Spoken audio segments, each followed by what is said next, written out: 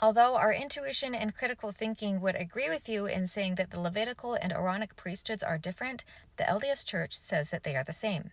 Boyd K. Packer said the Aaronic priesthood is also called the Levitical priesthood. And he claimed that the Levitical priests doing animal sacrifices in the temple was somehow now correlated to the little young deacons with Aaronic priesthood passing the sacrament.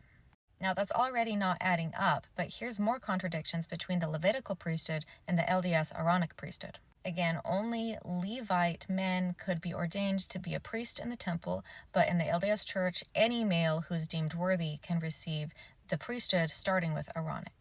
The Levite priests were ordained to work in the temple where only they were allowed and to perform the animal sacrifices. However, the LDS Aaronic priesthood passes the sacrament outside of the temple in church buildings to everybody.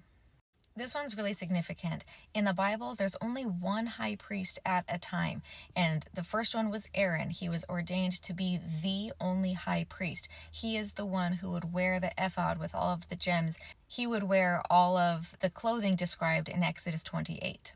He was the one and only high priest, and all of the other priests were under him. However, in the LDS tradition, every man can reach the office of high priest. There's many high priests at the same time. However, the office of high priest is not in the Levitical or Aaronic priesthood. It is part of the Melchizedek priesthood.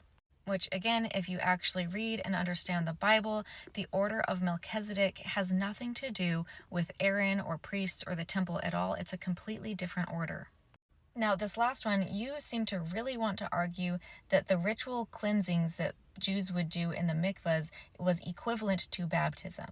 However, these ritual cleansings that people would go through regularly every time they finished menstruation, or if they came in contact with a dead body, if they ever had to go to the temple to offer a sacrifice, they would have to go through a mikvah pool and be submerged. And it was not officiated by any priesthood. No priest was required to be there. Anyone who needed to do a ritual washing would just go to the mikvah and have any adult observe and confirm that they did it.